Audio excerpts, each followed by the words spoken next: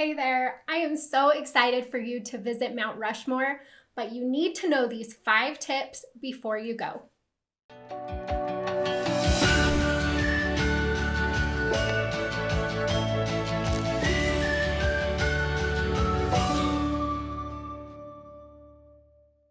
My name is Ash. I'm a former park ranger and the founder of Dirt in My Shoes, and Mount Rushmore is one of our family favorite places to go. And so you will find us there pretty much every few years. I love Mount Rushmore. I love the area that surrounds it. I love visiting all the national park sites in this area. And so today I'm really excited to talk to you about some of the tips that I have picked up through my many travels to Mount Rushmore. So let's jump in. Tip number 1. Don't underestimate how much there actually is to do here. This is my biggest tip for Mount Rushmore because most people actually just think that all you're going to do is go in, see the mountain, and then go out. And truthfully, a lot of people do experience Mount Rushmore in that way, and they're just like totally missing out on some of the best things that you can do while you're here. And so I don't want you to be that person. Plan enough time to go in and to really enjoy Mount Rushmore National Memorial and to see a lot of the cool things that you can do there. So taking a look at the park map, and truthfully, I don't love this park map. I think it's a little hard to read. But you have the parking garages down here, and then you'll walk in here, and then you'll walk down this long promenade, basically, to the Grandview Terrace, and you can see Mount Rushmore up here. And so a lot of people, what they do is either they don't even go into the National Memorial itself, and you can see the mountain from the highway. So a lot of people just do it that way if they don't care too much to actually go in and see Mount Rushmore. Or a lot of people come in and then they'll walk down to the Grandview Terrace and they'll hang out for a minute and they'll enjoy the view of Mount Rushmore, maybe stop in the visitor center in the gift shop, maybe get some ice cream, and then call it good. There are so many other cool things to do. Some of my favorite things is to hike the Presidential Trail. That gets you up really close to Mount Rushmore and just gives you a totally different vantage point. And it's a nice boardwalk trail amongst the trees. I just really enjoy this one. You can visit the sculptor's studio and learn more about how Mount Rushmore was actually sculpted and the men who did it, which is really cool. You can stay for the evening lighting ceremony, which I highly recommend. It is one of my favorite ranger programs in any national park. And so definitely do that if you can. Sunset here is gorgeous. But there are a lot of really cool things you can do at Mount Rushmore. So be sure to give yourself at least 3 to 4 hours if you're really hoping to dig in and see what this National Memorial has to offer. Tip number 2, your National Park Service annual pass will not get you into Mount Rushmore National Memorial. So this one always throws people off. I know the first time I went to Mount Rushmore, I was like, wait, what? Why doesn't my pass work here? So if you're someone who likes to buy the annual pass that gets you into all of the national parks and public areas, stuff like that, or if you have a senior pass or one of the 4th grader passes, any of those passes actually do not get you into Mount Rushmore. So what they do is it's actually a parking fee that is charged. It's $10. It gets you in for a year if you want it to.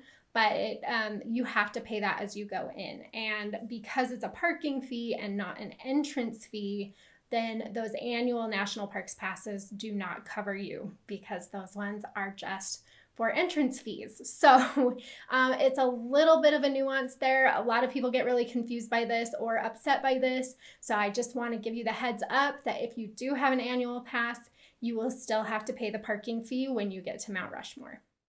The third thing you need to know before visiting Mount Rushmore is that Mount Rushmore gets extremely crowded, which may not come as a surprise to you, considering that most people don't even know what there is to do in South Dakota besides Mount Rushmore. So most people who come to this area, actually, they're mostly just coming to see Mount Rushmore. And so this National Memorial does get extremely crowded and busy.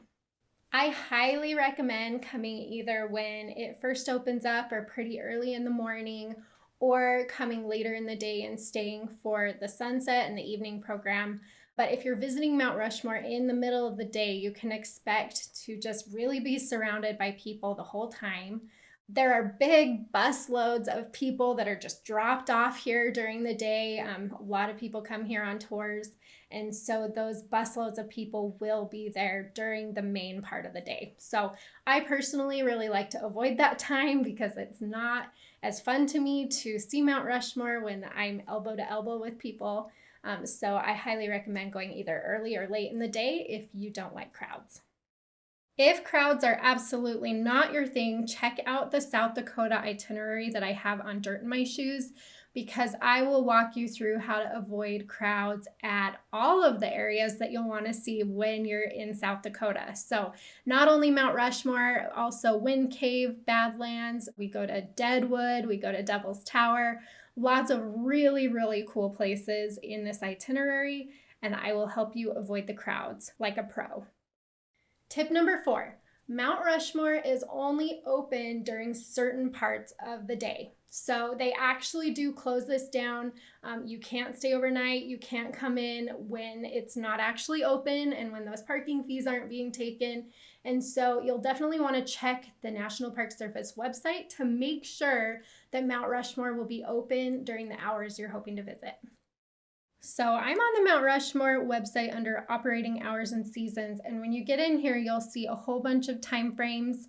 You can just click on this and it will tell you when that particular thing is open. So if the memorial grounds are open, that means you can park and come in and see things that's open from 5 a.m. to 9 p.m. in October. So you'll want to check all of this information center, the visitor center. Are they lighting up the sculpture at night? What time is that going?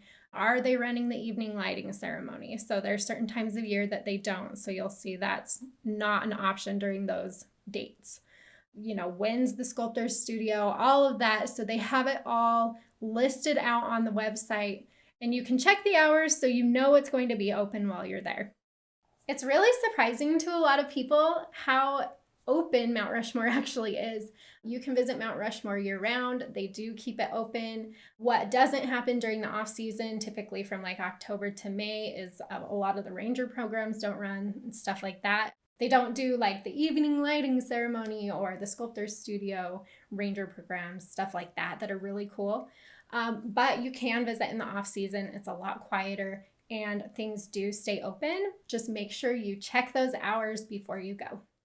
If you haven't solidified your trip yet and you're wondering when the best time to visit is, then go to Dirt in My Shoes. I have a full article about this, and it's broken down month by month so you can see exactly what to expect, what should be running, what it should look like while you're there, and that way you can make a decision based on what month you're hoping to go. The 5th thing you want to know before visiting Mount Rushmore is that there is nowhere to stay at Mount Rushmore. So as I mentioned, they have specific hours that Mount Rushmore is open, that you can go into the memorial and walk around, and there's no overnight parking, there's no overnight lodging, nothing like that. The great thing about Mount Rushmore is that there is so much to do around it. And so if you want to camp or stay in a hotel or anything like that, you'll find lots of good options just a few minutes away. I personally really like staying in Keystone or Hill City if I want to focus my trip around Mount Rushmore.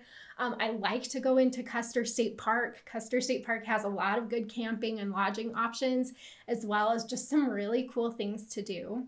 And so I'll typically stay kind of in that area, and you'll never run out of activities. You can go see Mount Rushmore for a minute, and then you can go, like I said, into Custer State Park or some of the other national parks that are in the area, and you will not get bored. So there's so many cool things to do, but just be aware that if you do want to stay in the area, there is nothing there at Mount Rushmore itself.